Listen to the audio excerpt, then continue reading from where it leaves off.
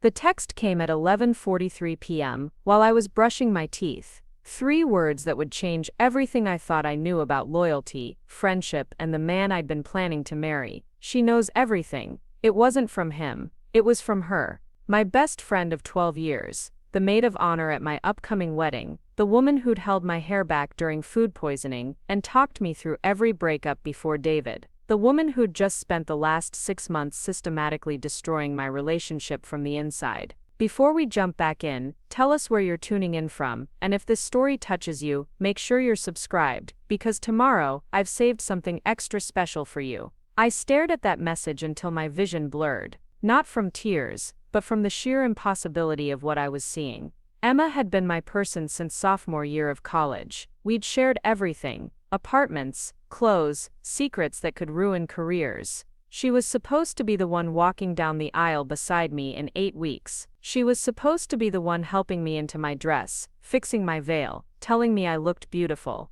Instead, she'd been the one whispering poison in David's ear every chance she got. I set my toothbrush down with steady hands. My reflection looked back at me, toothpaste foam still around my mouth, and I felt something shift inside my chest. Not the crushing weight of betrayal I should have felt. Not the hot flash of anger or the cold grip of heartbreak. Something else entirely. Something that felt like a door closing and a window opening at exactly the same time. The phone buzzed again. "We need to talk. Meet me at Riverside Cafe tomorrow at 2. I rinsed my mouth, wiped my face, and walked back to the bedroom where David was already asleep. He looked peaceful, his dark hair messy against the white pillowcase, one arm stretched across what should have been my side of the bed. 3 months ago, I would have crawled in next to him and molded my body against his back. 2 months ago, I would have woken him up to talk about wedding details or share something funny that happened at work. Tonight I stood there looking at him like I was studying a stranger. The signs had been there for weeks, maybe longer. David pulling away during conversations about the honeymoon. His phone always face down when Emma was around. The way he'd started questioning every decision I made about the wedding, every choice about our future, using phrases that sounded suspiciously like Emma's vocabulary. "Don't you think that's a little impractical, Sarah? Are you sure that's what you really want? Maybe we should think about this more carefully." I'd attributed it to pre-wedding nerves, cold feet, the natural anxiety that comes with making a life-changing commitment. I'd even talked to Emma about it, worried that David was having second thoughts, asking her what she thought I should do. Now I understood why she'd been so eager to offer advice. I picked up my phone and scrolled back through our recent conversations. 3 weeks ago, when David had suddenly decided he wasn't sure about the venue we'd booked a year in advance, Emma had texted me, "Maybe he's just being practical. Wedding venues are so overpriced these days." 2 weeks ago, when he'd started questioning whether we really needed a honeymoon in Europe, Emma had said, "Honestly, Sarah, wouldn't that money be better spent on something for your future together? Like a house fund?" Last week, when David had suggested we might want to postpone the wedding for a few months to make sure we were making the right choice, Emma had been the first person I'd called, crying and confused. She'd come over with wine and tissues, and held me while I sobbed about how maybe David didn't really love me, maybe I'd been fooling myself, maybe we weren't meant to be together. "You deserve someone who's absolutely certain about you," she'd said, stroking my hair. "Someone who doesn't need to think twice." At the time it had felt like friendship, like support, like the kind of brutal honesty that only comes from someone who truly cares about your well-being. Now it felt like a knife twisted slowly between my ribs. I walked to the kitchen and poured myself a glass of water, my bare feet silent on the hardwood floors. The apartment was quiet except for the distant hum of traffic and the soft whoosh of the air conditioning. David and I had signed the lease together 18 months ago, both our names on everything from the utilities to the rental insurance. We'd picked out furniture together, argued good-naturedly about paint colors, planned where we'd put the Christmas tree. Everything here was ours. Everything here was a lie. My phone sat on the counter, Emma's message still glowing on the screen. I touched it and watched our entire text history load, months and months of conversations that I was now seeing with completely different eyes. "How are things with David?" She'd asked back in March. "Good," I'd replied. "Really good. He's been so sweet lately. Brought me flowers just because, planned this amazing date night at that new place downtown. That's great, she'd responded. You guys are so lucky to have found each other. But then 3 days later, Sarah, can I ask you something? Do you ever worry that David might not be as committed as you are? I just noticed he seemed a little distant at dinner last week. I'd spent the next hour reassuring her that everything was fine, that David was just stressed about work, that she was reading too much into things. Then I'd spent the next 3 days analyzing every interaction with David, looking for signs of the distance she'd mentioned. Looking back now, I could see the pattern. Emma planting seeds of doubt, then watching them grow. Emma asking seemingly innocent questions that made me question everything I thought I knew about my relationship. Emma offering comfort when the doubts she'd created became too heavy to carry alone. She'd been playing a long game, and I'd been too trusting to see the board. I scrolled further back, to conversations from last summer when David and I had first started talking about marriage. He's going to propose. I'd texted her after a particularly romantic weekend getaway. I can feel it. He's been acting all secretive and asking weird questions about my ring preferences. That's so exciting, she'd replied. You'll make such a beautiful bride. But then, are you sure you're ready for marriage though? You're still so young, there's so much you haven't experienced yet. What do you mean? Nothing bad. I just think sometimes we get caught up in the idea of getting married and don't really think about what we might be giving up. You've only seriously dated like 3 guys, Sarah. How do you know David is really the one? At the time I'd thought she was being a good friend, asking the hard questions, making sure I wasn't rushing into anything. I'd even thanked her for caring enough to play devil's advocate. Now I wanted to throw my phone across the room. Instead I kept scrolling. Back to conversations from 2 years ago, when David and I had first become exclusive.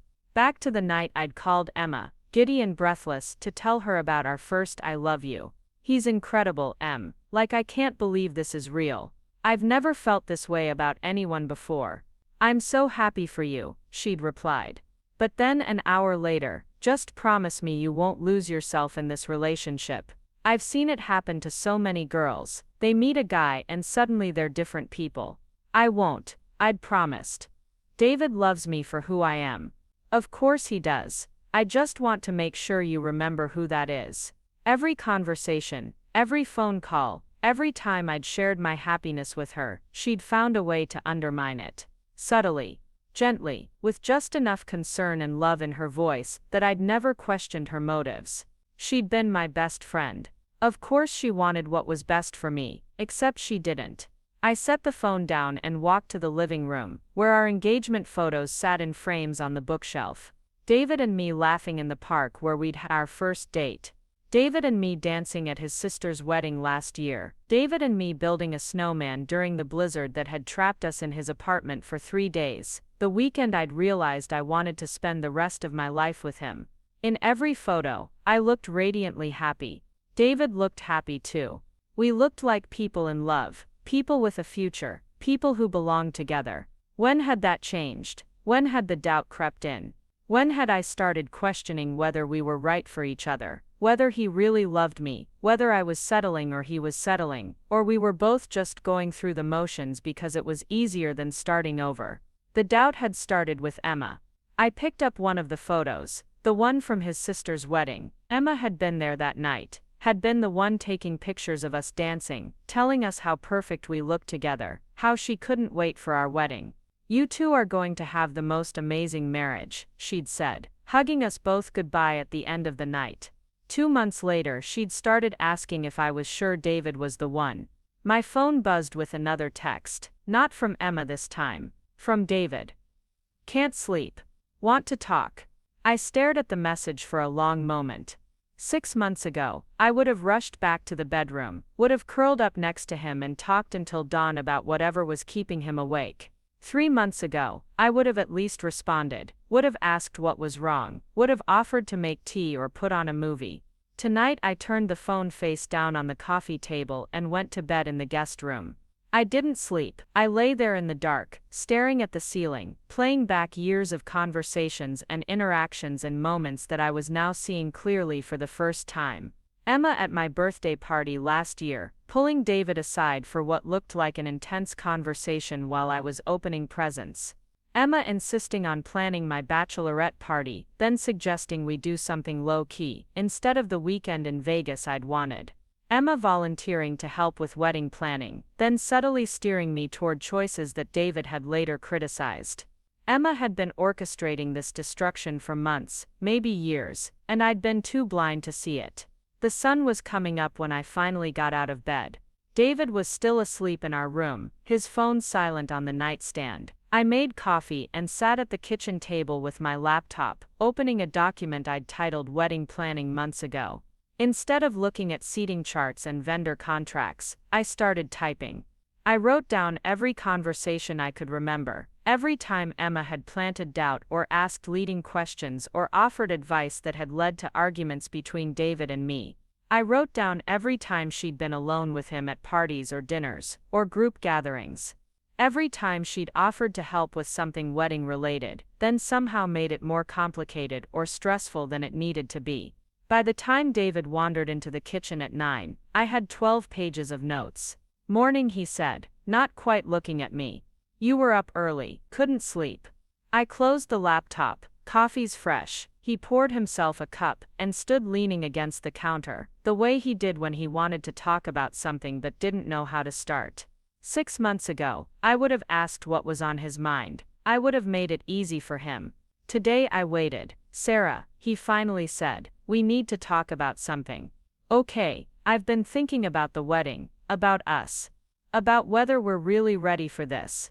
There it was, the conversation Emma had been building toward for months. "What specifically are you concerned about?" I asked, my voice carefully neutral. He ran a hand through his hair, a gesture that used to make my heart skip. "I don't know. Everything feels so rushed, so planned out, like we're just going through the motions because that's what we're supposed to do." Emma's words, almost exactly Emma's words from a conversation we'd had 3 weeks ago. "Do you love me, David?" The question seemed to catch him off guard. "Of course I love you. Are you in love with me?" He hesitated, just for a second, just long enough for me to understand that Emma had been more successful than even she probably realized. "I think," he said carefully, "that maybe we should postpone the wedding, give ourselves some time to figure out what we really want." "I see." "Sarah, please don't look at me like that. This isn't easy for me either." "Like what?" "Like I'm the bad guy, like this is all my fault." Is it what?" "Your fault, your idea, your decision." He frowned. "What do you mean?" I opened my laptop and turned it toward him. "I mean, whose words are those, David? Whose concerns? Whose doubts?" He leaned forward to read what I'd written, his face growing paler with each line. "Sarah, what is this?" "It's a timeline," I said, "of every conversation Emma and I have had about our relationship over the past year. Every question she's asked, every concern she's raised, every piece of advice she's given me. And it's also a timeline of every concern you've brought up with me about our relationship." He was quiet for a long time, reading. "They match, David. Almost word for word sometimes. Every doubt you've had about us, every question about whether we're right for each other, every reason you think we should postpone the wedding. It all started with Emma. That's not..." He stopped, scrolled up, kept reading. "That's not possible, isn't it? Think about it. When did you first start wondering if we were rushing things? When did you first start questioning whether we wanted the same things? When did you first start thinking maybe I wasn't the right person for you?" His face had gone completely white now. "It was after conversations with Emma, wasn't it? After dinners where she happened to be there, after parties where she pulled you aside, after times when she offered her perspective on our relationship. Sarah, she's been playing us against each other for months. Maybe longer, and we've been too trusting to see it." I showed him my phone, Emma's text from the night before still glowing on the screen. "She knows everything." He stared at it, then looked up at me with an expression I'd never seen before. Confusion, realization, something that might have been horror. "What does she know, David? I don't understand. What does Emma know that I don't?" He set down his coffee cup with shaking hands. "We've been talking," he said quietly. "Emma and I, about the wedding. About whether we're making a mistake. Talking when you're at work, when you're at the gym. She said she was worried about you, that you seemed stressed about the wedding planning, that maybe she could help by talking to me about it. And what did she say? She said, he stopped, looked at his hands. She said you'd confided in her that you weren't sure about getting married, that you were having doubts, but didn't know how to tell me. The room went completely silent, except for the hum of the refrigerator. She said what? She said you were only going through with the wedding because you didn't want to hurt me. That you felt trapped, but didn't know how to get out. I stared at him. David, I have never, not once, said anything like that to Emma. I have never had doubts about marrying you. Until recently, when you started pulling away and acting like you didn't want to be with me anymore. He looked up at me, and I could see the moment it all clicked into place. Oh my God, he whispered. She lied to both of us. She's been lying to both of us. Preparing and narrating this story took us a lot of time, so if you are enjoying it, subscribe to our channel, it means a lot to us. Now back to the story. But why would Emma do that? It was a good question.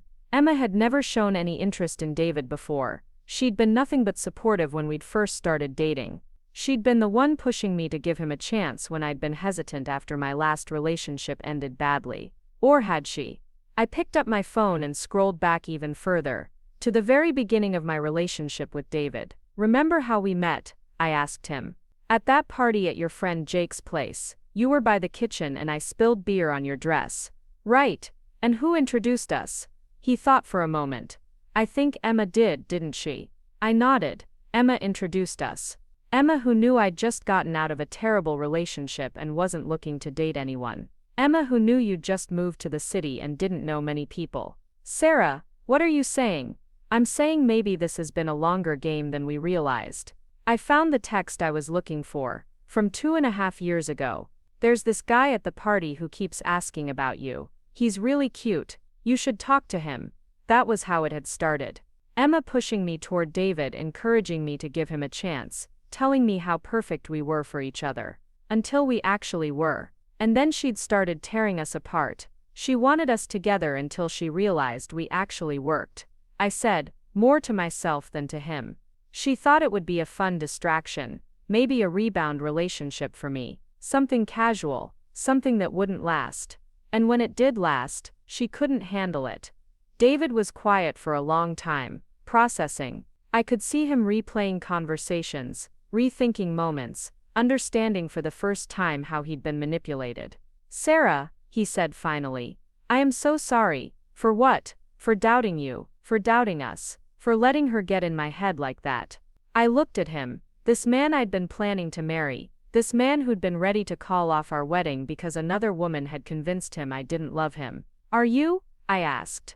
Am I what? Sorry enough to fight for us. Sorry enough to see Emma for what she really is. Sorry enough to choose me over her manipulation. He reached across the table and took my hands. Sarah, I love you. I'm in love with you. I want to marry you. I've always wanted to marry you. I let her convince me that you didn't want the same thing. And now I see what she's been doing. And I never want to see her again. It should have been enough. 6 months ago it would have been enough. David realizing Emma's manipulation, apologizing, choosing me, us against the world the way it used to be. But something had changed in me over the past 12 hours. Something had shifted that couldn't be shifted back. I'm meeting her at 2, I said. What? Sarah, no, I'm going to hear what she has to say. Why would you put yourself through that? I looked at him, at this man I loved, at this relationship that had been poisoned by someone I'd trusted completely. Because I need to know how far this goes. I need to know what her endgame was. And I need to know if there's more. More what? More lies. More manipulation. More things she's done that we haven't figured out yet. David's face had gone pale again. You think there's more? David, she's been systematically destroying our relationship for months. She lied to both of us, played us against each other, manipulated our feelings and our trust. People don't do that casually. People don't invest that much time and energy in breaking up a couple unless there's something bigger at stake. What could be bigger than breaking us up? I thought about that text. She knows everything. I don't know yet, but I'm going to find out. Riverside Cafe was crowded for a Tuesday afternoon, filled with college students hunched over laptops and business people grabbing late lunches. I arrived 15 minutes early and chose a table in the back corner where I could see the entrance. Emma walked in at exactly 2 o'clock, scanning the room until she spotted me. She looked the same as always, perfectly put together in that effortless way that had made me jealous in college. Her blonde hair fell in soft waves around her shoulders, and she wore a cream sweater that probably cost more than my rent. She didn't smile when she saw me. She just walked over and sat down across from me without saying hello. "You got my message," she said. "I did, and you came." "I did." She ordered a green tea when the waitress stopped by. "I asked for nothing. I wanted this conversation to be quick and clean. No lingering over drinks, like we were still friends catching up." "You look tired," Emma said, studying my face. "It was a long night." I bet it was. There was something in her tone that made my skin crawl, a satisfaction that she was trying to hide but not very well. "What do you know, Emma?" She leaned back in her chair, and for the first time since she'd sat down she smiled. It wasn't the warm, genuine smile I'd known for 12 years. It was something else entirely, something cold and calculating, and almost predatory. "I know that David came to see me last night after you went to bed."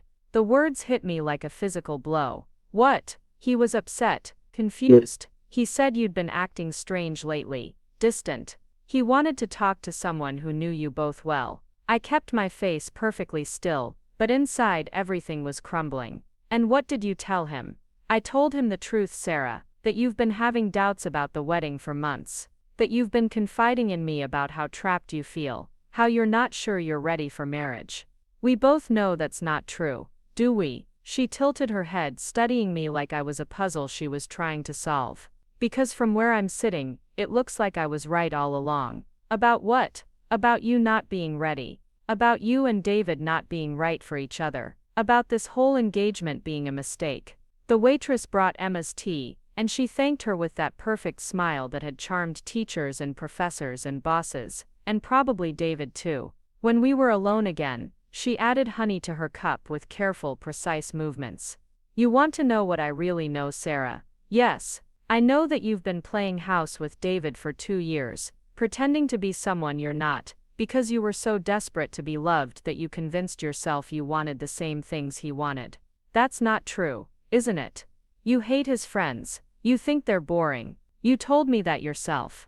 I said some of them were a little dry. "That's not the same thing. You don't want kids. At least not yet. Maybe not ever. But David talks about having kids like it's a given. We've discussed that. We're on the same page." "Are you? Because you told me last month that the thought of being pregnant terrified you, that you couldn't imagine giving up your career to raise children." I had said that. During a conversation about my sister's difficult pregnancy, I'd mentioned that the whole experience looked overwhelming, and that I wasn't ready for that kind of responsibility. But I'd never said I didn't want children ever, and I'd never said I wanted to give up my career. "You're twisting my words." "I'm remembering them, which is more than you seem to be doing." She took a sip of her tea and watched me over the rim of her cup. "You want to know what else I know? I know that deep down you're relieved this is happening. Relieved that someone finally said what you've been too afraid to say yourself." "Which is what?" "That you're settling. That you're marrying David because he's safe and stable, and because you're afraid you won't find anyone better. But you don't love him the way he loves you. You never have." The cafe noise faded into background static. Everything in the world narrowed down to Emma's face. Her voice, her words that were landing like physical blows. "You're wrong, am I? Then why haven't you called off this meeting and gone home to fight for your relationship? Why are you sitting here with me instead of planning your wedding with your fiancé?" "Because I wanted to understand what you've been doing." "What I've been doing is being a good friend. The only real friend you have, apparently. A good friend doesn't lie to both people in a relationship to turn them against each other." Emma set down her teacup and leaned forward. "I haven't lied about anything, Sarah. I've been honest about what I've observed, and what I've observed is that you and David are wrong for each other." "Based on what?" "Based on 12 years of friendship with you. Based on knowing you better than anyone else in the world. Based on watching you pretend to be someone you're not for the past 2 years." "I'm not pretending to be anyone. Really, because the Sarah I knew in college wouldn't have gotten engaged to someone like David. The Sarah I knew was spontaneous and adventurous, and wanted to travel the world before settling down. The Sarah I knew said she'd never get married young, because she'd seen too many women lose themselves in relationships.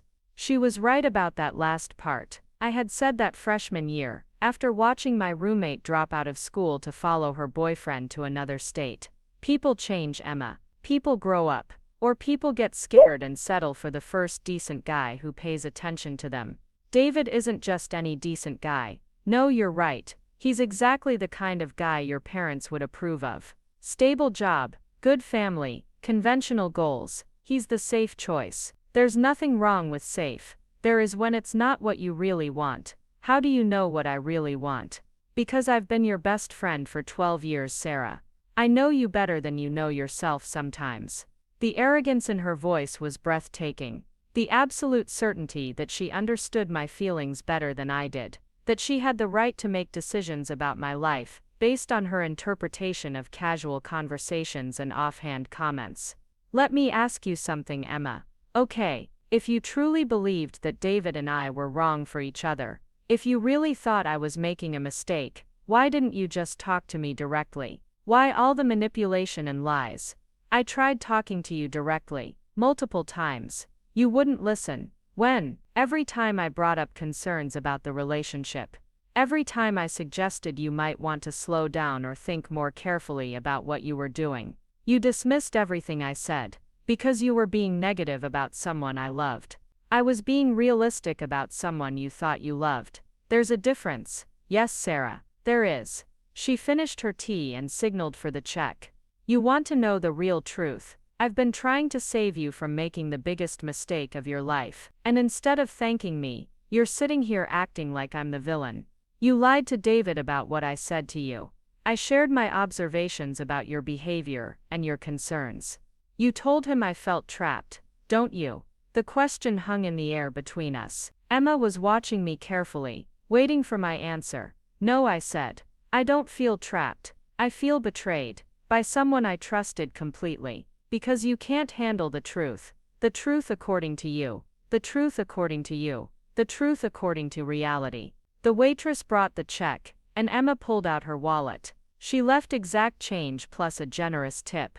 As always. Sarah, I love you. I've loved you like a sister for 12 years. And I'm not going to stand by and watch you ruin your life, because you're too proud to admit you've made a mistake.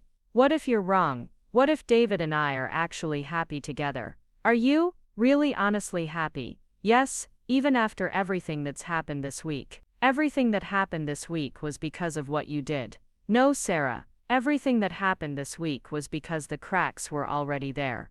I just stopped pretending I couldn't see them. She stood up and slung her purse over her shoulder. I'm not the villain in this story. I'm the friend who cares enough to tell you the truth, even when it hurts. And what truth is that? That you're about to marry someone you don't love because you're afraid of being alone. And that I care about you too much to let that happen without a fight.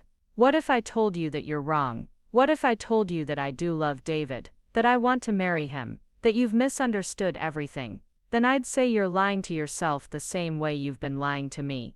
She turned to leave, then stopped and looked back at me. David's a good guy, Sarah. He deserves someone who loves him completely. Without reservations, without doubts. And you deserve to find whatever it is you're actually looking for, instead of settling for what feels safe. I'm not settling. Prove it. How? Go home. Tell David you want to move up the wedding. Tell him you can't wait another day to be his wife. Tell him you've never been more certain of anything in your life. She paused, and if you can't do that, if the thought of moving up the wedding makes you panic, then you'll know I'm right. She walked away without saying goodbye, leaving me alone at a table in the back corner of a crowded cafe, surrounded by the normal sounds of normal people living their normal lives, while my entire world collapsed around me. I sat there for a long time after she left, replaying the conversation, trying to separate truth from manipulation, trying to figure out what I actually felt, versus what Emma had convinced me I should feel. Did I feel trapped? Before this week, the answer would have been an immediate, emphatic no. I loved David. I wanted to marry him. I was excited about our future together. But now, sitting in that cafe, I realized I couldn't remember the last time I'd felt genuinely excited about the wedding. When had it become something I was enduring rather than anticipating? When had planning our future together started feeling like work instead of joy? I pulled out my phone and scrolled through photos from the past few months. David and me at his company picnic, both smiling but looking somehow disconnected. David and me at my cousin's graduation party, standing next to each other but not really together. David and me at the venue walk-through last month, going through the motions but not really present. When had we stopped looking like a couple in love and started looking like two people playing the roles of a couple in love? My phone buzzed with a text from David. How did it go? I stared at the message for several minutes before responding. It's complicated. Do you want to talk about it when you get home? Yes. Okay. I love you. I typed, I love you too, 3 different times and deleted it each time. Finally, I just wrote back, see you soon. The drive home felt endless. Every red light gave me more time to think, more time to question everything I thought I knew about my relationship, my feelings, my future. Emma's words echoed in my head, like a song I couldn't stop humming. Prove it. The challenge felt impossible. How do you prove love? How do you demonstrate certainty when someone has spent months planting seeds of doubt in your mind? David was waiting for me when I got home, sitting on the couch with his laptop open, but not really working. He looked up when I walked in and I could see the anxiety in his eyes. How bad was it? He asked. Bad. What did she say? I sat down next to him and told him everything. Every accusation, every challenge, every moment of the conversation that had left me feeling like I didn't know myself anymore. She said I was settling, I finished. She said I was marrying you because I was afraid of being alone, not because I actually wanted to be with you. David was quiet for a long time. Do you think she's right? He finally asked. I don't know anymore. About which part? Any of it. All of it. He closed his laptop and turned to face me fully. Sarah, I need you to be completely honest with me right now. Do you want to marry me? Yes. Do you love me? Yes. Are you settling? I hesitated. Not because I thought I was settling, but because Emma's words had created so much noise in my head that I couldn't hear my own thoughts clearly anymore. That hesitation was enough. Oh, David said quietly. David, no. It's not that simple, isn't it? Either you want to marry me or you don't. Either you love me or you don't. Either you're settling or you're not. She's been messing with both our heads for months. I don't know what I actually feel versus what she's convinced me I should feel. But that uncertainty, that's real. That's coming from you, not from her, is it? Or is it coming from months of her planting doubts and asking leading questions and making me second-guess everything? Sarah, what? If someone could convince you that you don't love me, then maybe you don't really love me. The words hung in the air between us like a death sentence. That's not fair, isn't it? If your feelings for me were solid, unshakable, Emma couldn't have gotten to you the way she did. She got to you too. Yes, she did, and that tells me something about how solid my feelings are too. We sat in silence for several minutes, both processing what we'd just acknowledged. So what do we do now? I asked. I don't know. Do we call off the wedding? Do you want to call off the wedding? I want to marry you. That's not the same thing as actually wanting to marry me. I know. David reached over and took my hand. Sarah, I love you. I've loved you for 2 years. I want to spend the rest of my life with you. But I don't want to spend it with someone who's not completely sure they want to be there. And I don't want to make a decision based on Emma's manipulation. Then don't. What do you mean? I mean, forget about Emma for a minute. Forget about everything she said and everything she did. Just think about us. About you and me and what we have together. Okay. When you think about marrying me, how do you feel? I closed my eyes and tried to block out Emma's voice, tried to get back to my own feelings, my own thoughts, my own truth. Scared, I said finally. Of what? Of making the wrong choice, of not being enough for you, of disappointing everyone, of waking up in 5 years and regretting everything. Are those your fears or Emma's? I don't know anymore. David squeezed my hand. Maybe we should postpone the wedding. Is that what you want? I want us to be sure, both of us. Completely sure. And if we're never sure, then we'll have our answer.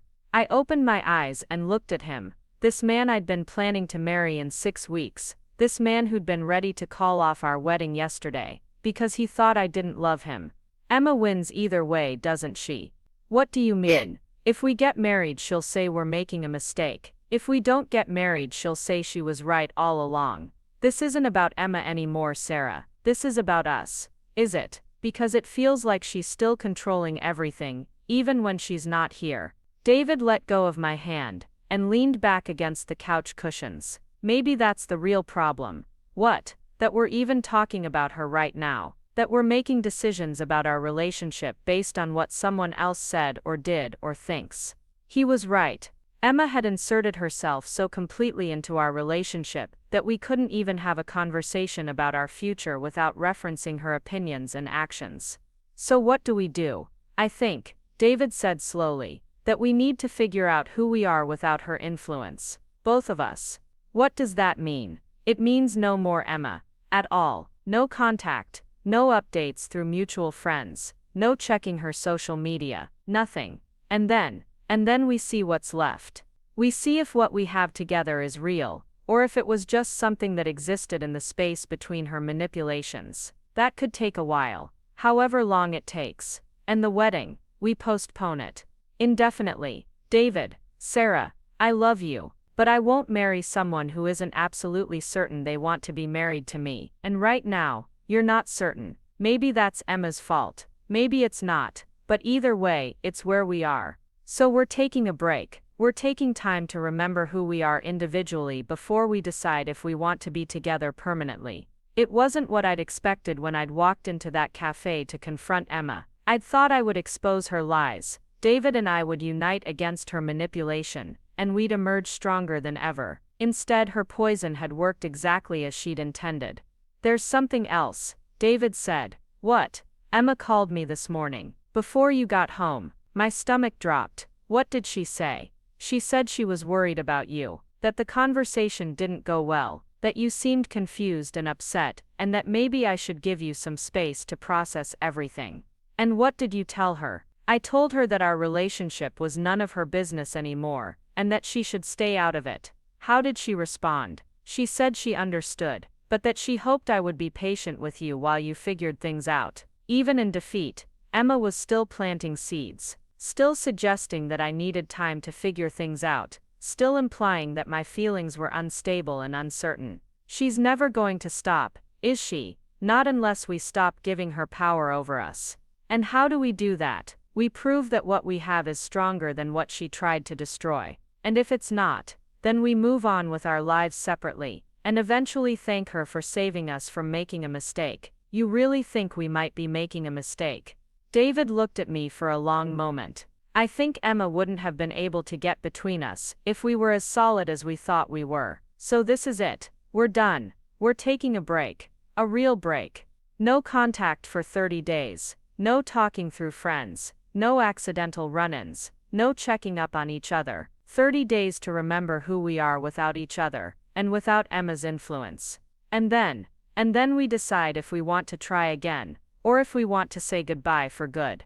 It felt surreal, sitting in our living room, surrounded by engagement photos and wedding planning materials, talking about taking a break from the relationship that had defined my life for 2 years.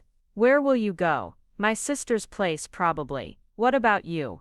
I'll stay here. Are you sure? This place is pretty tied up in us. That's exactly why I need to stay. I need to figure out if I can be happy here without you, or if I was only happy here because of you. And if Emma tries to contact you, I won't respond. What if she shows up? I won't let her in. What if she sends other people to talk to you? I thought about that. Emma was persistent, and she had a wide network of mutual friends who might be willing to carry messages or check on me. I'll handle it. How? I don't know yet. But I will. David nodded and stood up from the couch. I should pack some things. Now. I think it's better if we start the break immediately. Before we lose our nerve, or before Emma finds another way to insert herself into the situation. He was right. The longer we waited, the more opportunities there would be for interference, manipulation, or second guessing. Okay, I sat on the couch while he packed, listening to the sounds of him moving around our bedroom, opening drawers and closets, gathering the pieces of his life that could be separated from mine. When he came back to the living room with 2 suitcases and a duffel bag, it hit me that this might be the last time I saw him for a month, or possibly ever. David, yeah, I do love you. Whatever else happens, whatever we figure out over the next month, I want you to know that I do love you. I love you too, Sarah. That's not the question. What is the question? The question is whether love is enough. He kissed me goodbye, a soft, careful kiss that felt like an ending, and then he left. I sat alone in our apartment, surrounded by the remnants of a relationship that had been systematically destroyed by someone I'd trusted completely, and tried to figure out what came next. My phone buzzed with a text from an unknown number. I know this is hard, but you're doing the right thing. Trust the process. Emma had found a new way in. I blocked the number, and turned off my phone. The silence that followed was the first real peace I'd felt in months. The first week without David was strange, but not devastating. I woke up when I wanted to wake up, ate what I wanted to eat, watched movies he would have hated. I remembered what it felt like to make decisions without considering someone else's preferences. It was liberating in a way I hadn't expected. The second week was when Emma escalated. She started with mutual friends, casual questions disguised as concern. How's Sarah doing? Is she okay? Has anyone talked to her lately? The questions filtered back to me through various channels, each one designed to make me seem unstable or isolated. Then came the gifts. Flowers delivered to my office with notes like "thinking of you during this difficult time." A bottle of wine left outside my apartment door, with a card that read, "When you're ready to talk." Coffee and pastries from our old favorite place, with messages about missing our friendship. I threw everything away without opening it. On day 10, she tried a different approach. She called my office during lunch, when she knew I'd be away from my desk, and left a voicemail with my assistant. "Hi, this is Emma Walsh, Sarah's maid of honor. I'm trying to coordinate some wedding vendor cancellations, and I need to confirm a few details with her. Could you have her call me back? It's somewhat urgent." My assistant Kelly played the message for me when I returned from lunch. "Do you want me to call her back?" Kelly asked. "No. If she calls again, tell her you couldn't reach me and suggest she handle the vendor cancellations herself since she seems to know what needs to be done. Is everything okay?" She sounded really concerned. "Everything's fine. Emma just likes to stay involved in situations that aren't really her business anymore." Kelly nodded, but I could see the curiosity in her eyes. Emma had always been charming with my coworkers during the occasional office visits or work parties. They probably thought we'd had some minor disagreement that would blow over soon. Day 12 brought the most manipulative move yet. Emma showed up at my apartment building at 7 in the morning, when she knew I'd be leaving for work. I spotted her through the lobby window, sitting on the front steps with 2 coffee cups and a bag from the bakery where we used to meet every Sunday morning. I turned around and went back to my apartment, called in sick to work, and spent the day watching from my window as she sat there for 6 hours. She finally left around 2 in the afternoon, but not before leaving the coffee and pastries by the door with another note. "I'll wait as long as it takes. We need to talk." I didn't read the full note. I threw everything in the trash and made a mental note to start using the building's back entrance. That evening my phone rang. David's name flashed on the screen. "Hello? Sarah, it's me. I'm sorry to call, but I wanted to check on you." "Why?" "Emma called my sister. She said she was worried about you, that you weren't answering calls or returning messages, that she was concerned about your mental state." "My mental state is fine." "I know," I told her that. "But she was very insistent that someone needed to check on you. She's trying to use you to get to me." I figured that out. "But Sarah, she also said something else." "What?" "She said you'd been asking mutual friends about getting back together with your ex-boyfriend from college." My stomach dropped. "That's completely false.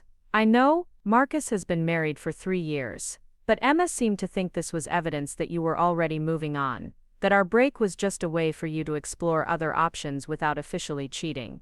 "David, I haven't talked to Marcus in over 4 years. I haven't talked to any ex-boyfriends. I haven't even talked to any mutual friends except to tell them the wedding was postponed." "I believe you, but the fact that she's spreading rumors like that tells me she's not going to let this go." What do you think we should do? I think we need to be more careful about the no contact rule, and I think you need to document everything she's doing. Why? Because if this continues, we might need legal help. The idea of involving lawyers felt extreme, but David was right. Emma's behavior was escalating beyond normal post-breakup drama into something that felt genuinely disturbing. How's your 30 days going otherwise? David asked. Good, actually. Easier than I expected. Mine too. There was something in his voice that I couldn't quite identify. Relief? Surprise? Disappointment? David? Yeah? Do you miss me? Every day. But not in the way I thought I would. What do you mean? I thought I'd be devastated. I thought I'd spend the whole month wanting to call you and beg you to take me back. But instead I've been peaceful. Like I can finally breathe without worrying about whether I'm making you happy or whether you really want to be with me. Oh? That doesn't mean I don't love you. It just means that maybe Emma was right about some things. Like what? Like maybe we were both trying so hard to make the relationship work that we forgot to check if it was actually working. I sat down on my couch, processing what he was saying. Are you saying you don't want to get back together? I'm saying I don't know yet. And I think that's okay. It is okay. How are you feeling about everything? Honestly, similar to you. I thought I'd be miserable without you, but I'm not. I'm sad sometimes, but I'm not miserable. And that tells us something. It does. We talked for a few more minutes about practical things. Mail that had arrived for him, a charge on our shared credit card that needed to be sorted out, logistics that couldn't wait until the end of our break. Sarah? Yeah? Whatever happens between us, we need to make sure Emma doesn't win. What do you mean? I mean, if we decide not to get back together, it has to be because that's what we genuinely want, not because she successfully destroyed something that was working. And if we do get back together, then we need to make sure she can never do this to us again. After we hung up, I spent the evening thinking about what David had said. The relief in his voice when he talked about being able to breathe. The peace he'd found in our separation. The fact that neither of us was devastated by this break the way we'd expected to be. Maybe Emma had been right about some things.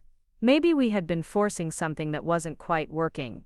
Maybe we had been so focused on looking like a perfect couple that we'd ignored the signs that we weren't actually perfect for each other. But even if that was true, it didn't make what she'd done okay. You don't destroy someone's relationship because you think you know better. You don't manipulate and lie and spread rumors because you disapprove of their choices. Day 15 brought a new strategy. Emma started showing up places where she knew I'd be. The gym where I worked out every Tuesday and Thursday. The grocery store I frequented on weekends. The coffee shop near my office where I sometimes grabbed lunch.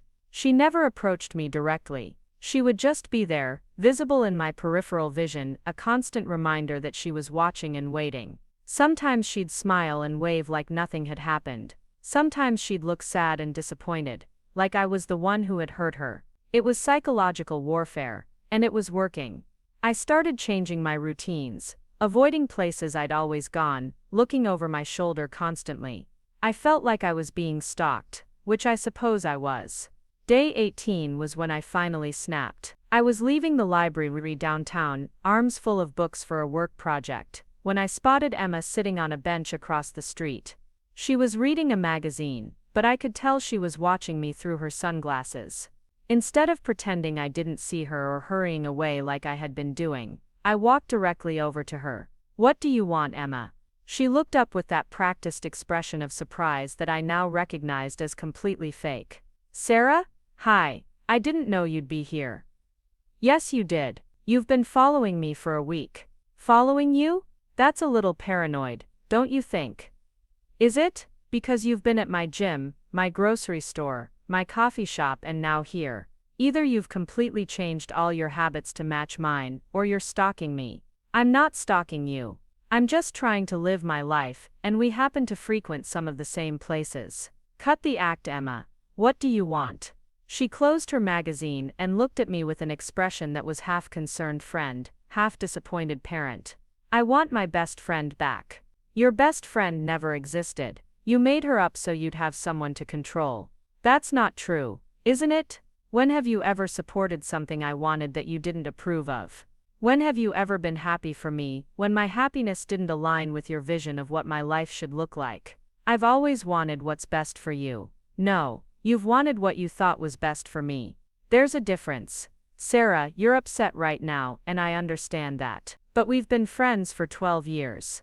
That has to count for something. You're right. 12 years does count for something. It counts as 12 years of you slowly, carefully shaping me into the person you wanted me to be instead of letting me figure out who I actually was. That's not what happened. Then explain David. What about David? Explain why you introduced us, encouraged the relationship, pushed me to give him a chance, and then spent 2 years undermining everything you'd helped create. Emma was quiet for a long moment, and for the first time since this whole thing started, I saw a crack in her perfect facade. Because I made a mistake, she said finally. What kind of mistake? I thought David would be good for you temporarily. I thought he'd help you get over your ex, give you some confidence, be a nice transitional relationship before you found something real.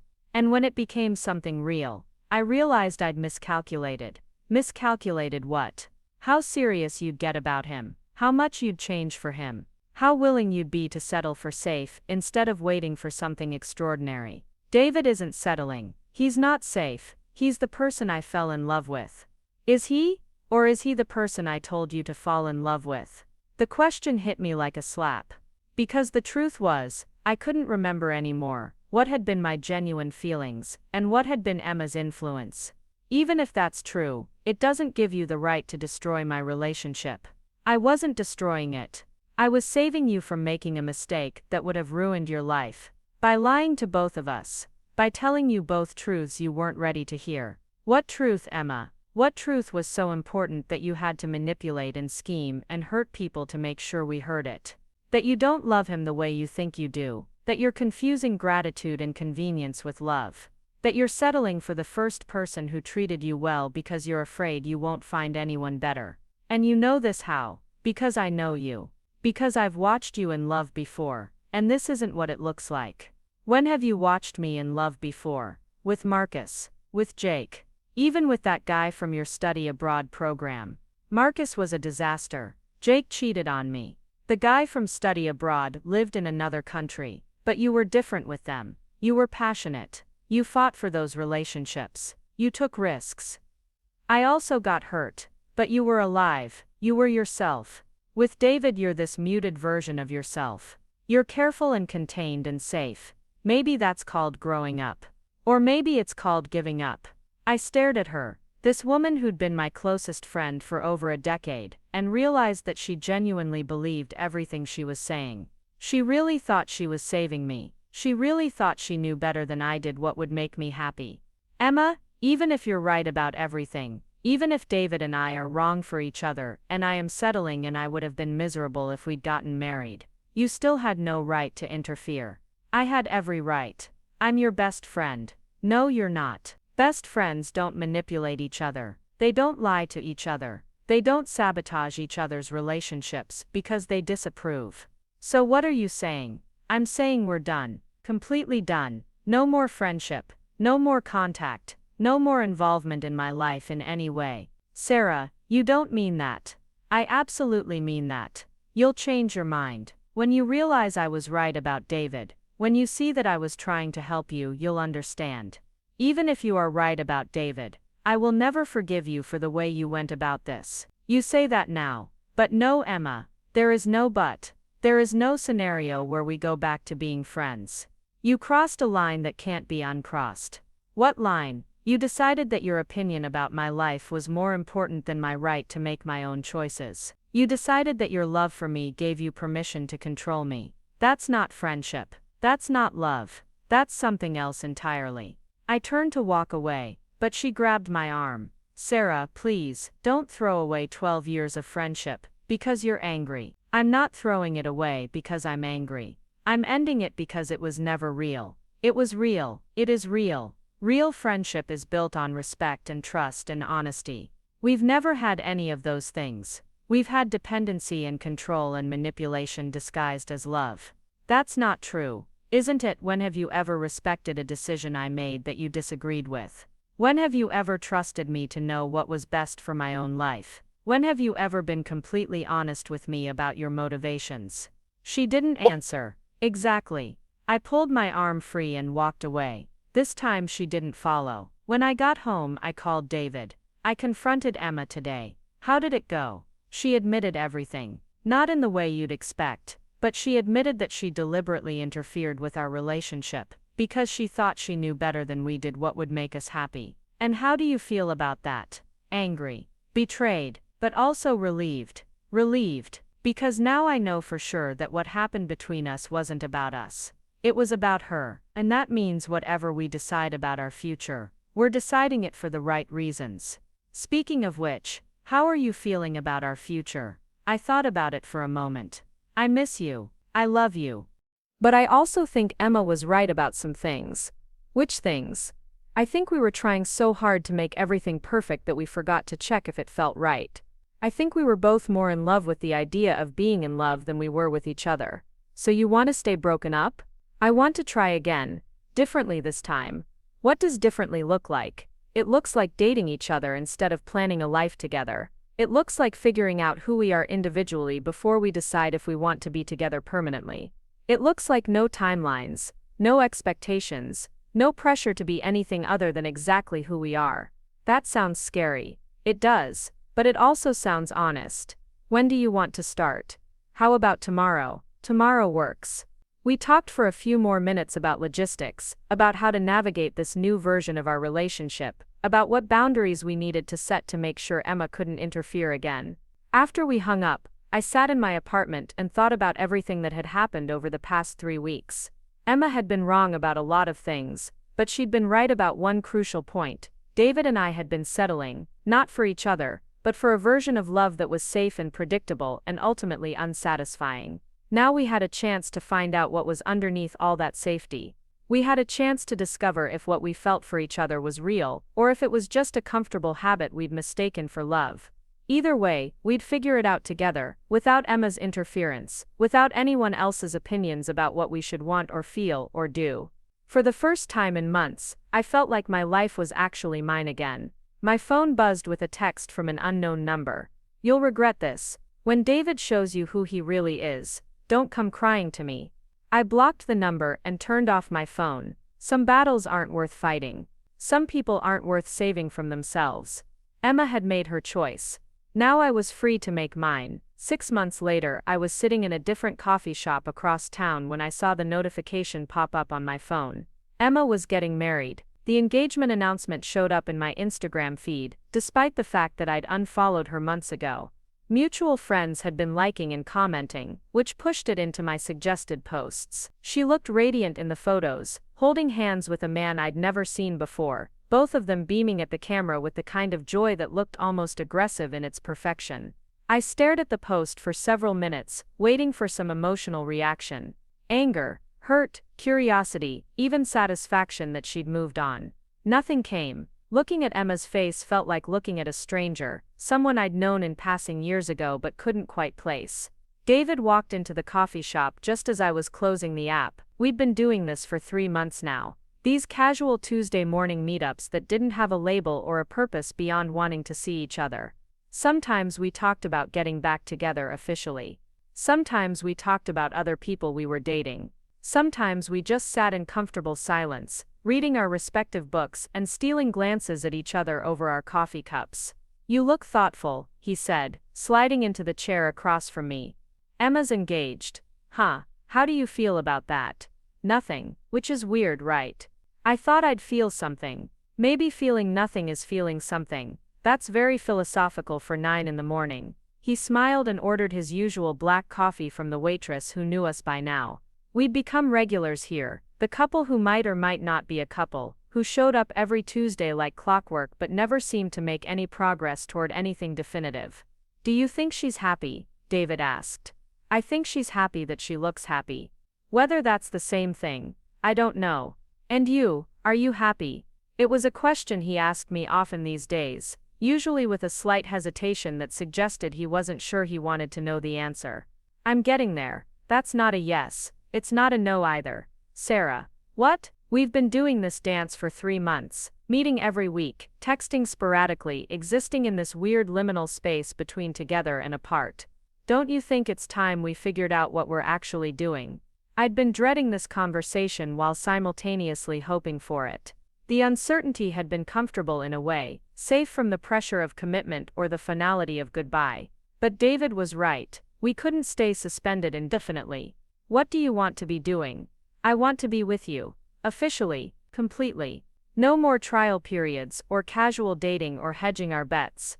And if it doesn't work out, then it doesn't work out. But at least we'll know we tried for real instead of spending the rest of our lives wondering what might have been.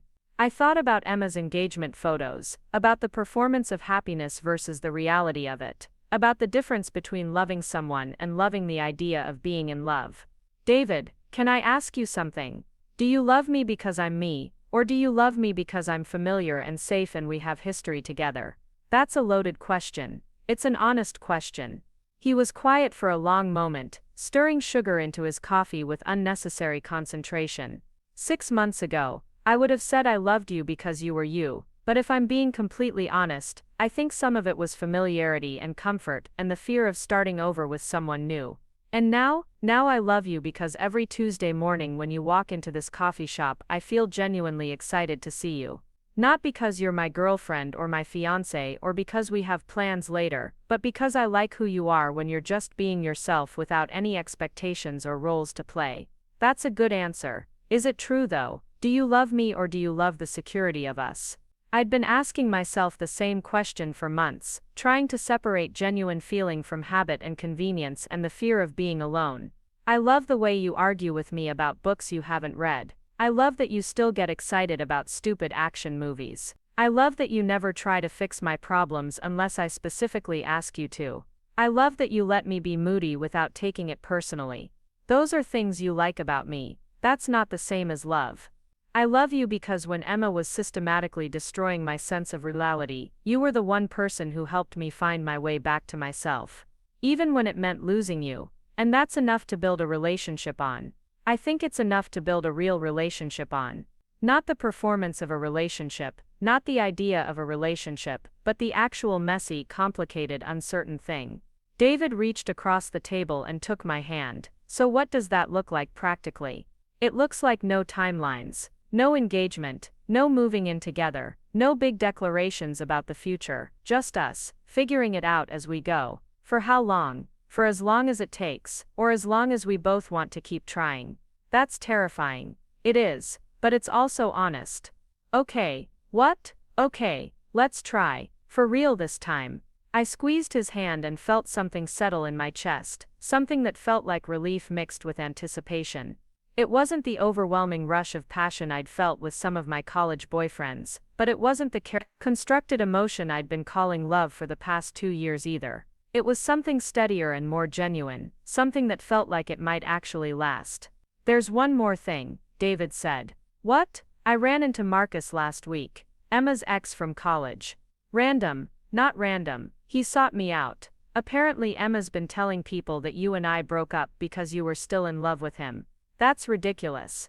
I know, but he wanted to make sure I knew it wasn't true, that he hasn't spoken to you in years, that he's happily married and has no interest in reconnecting with anyone from college. Why would she say something like that? Because she can't let the story be that she was wrong. She needs there to be some other explanation for why we didn't work out the first time, some vindication of her interference. Does it bother you, the lie? No, the fact that she's still trying to control the narrative 6 months later. Yeah, that bothers me. Should we do something about it? Like what? I don't know. Set the record straight somehow. David shook his head. Let her have her version of events. The people who matter know the truth. And the people who don't matter. It was the right approach, but part of me still felt frustrated by Emma's ability to rewrite history in her favor. She'd manipulated our relationship, spread lies about both of us, and now she got to walk away with a clean conscience and a new fiancé while we were left dealing with the aftermath of her interference. Do you ever wonder if she was right though? I asked. About what? About us not being right for each other. About me settling. About us forcing something that wasn't quite working. Every day. And I think she was right about some things and wrong about others. I think we were settling, but not for each other. We were settling for a version of love that looked good on paper instead of fighting for something that felt real. So she did us a favor. She did us a favor by accident. Her motivations were selfish and destructive, but the end result forced us to examine our relationship more honestly than we might have otherwise. That's a very mature way to look at it. I'm feeling very mature lately. Old age will do that to you. I'm 28, Sarah. Ancient. We finished our coffee and walked out into the bright Tuesday morning. David had to get to work, and I had a client meeting in an hour, but neither of us seemed eager to separate. Same time next week, he asked. Actually, what are you doing Friday night? Nothing planned. Why? There's a new Italian place that opened near my apartment. Want to try it? Like a date. Like a date. Our first official date in 6 months. Our first honest date ever. I'd like that. He kissed me goodbye, a soft, tentative kiss that felt like a question and an answer at the same time. Then he walked toward his car, and I walked toward mine, both of us moving forward into whatever came next. 3 weeks later, I was cleaning out my closet when I found the box of wedding planning materials. Venue contracts, vendor invoices, fabric swatches, and dozens of magazine pages featuring dresses I'd circled and starred and fantasized about wearing down an aisle toward a future that had never quite felt real. I sat on my bedroom floor, surrounded by the detritus of dreams I'd never actually wanted, and felt grateful for the first time that Emma had interfered.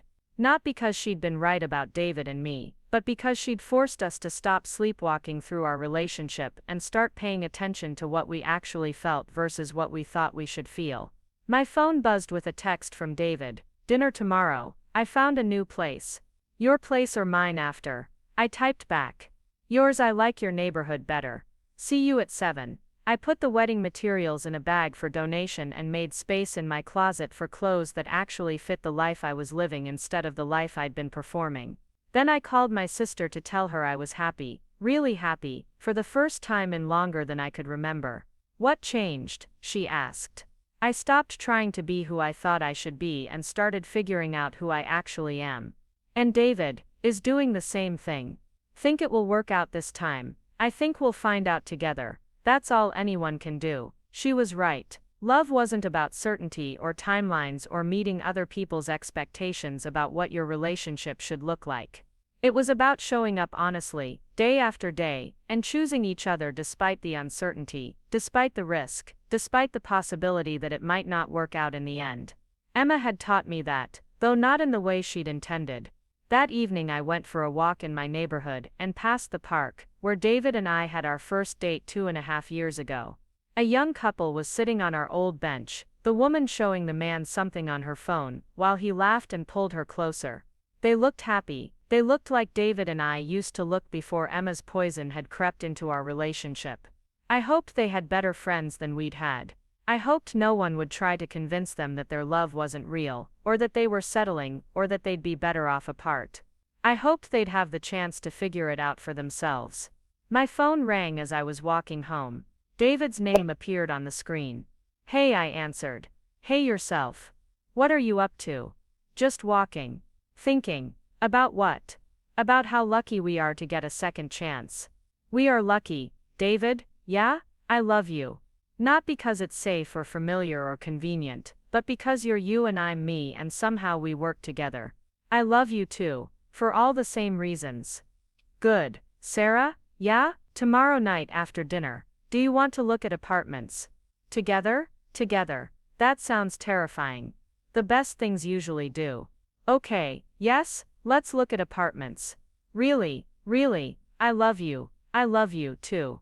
I hung up the phone and walked the rest of the way home with a smile on my face, thinking about the difference between love that's chosen and love that's settled for, between relationships that are built and relationships that are performed.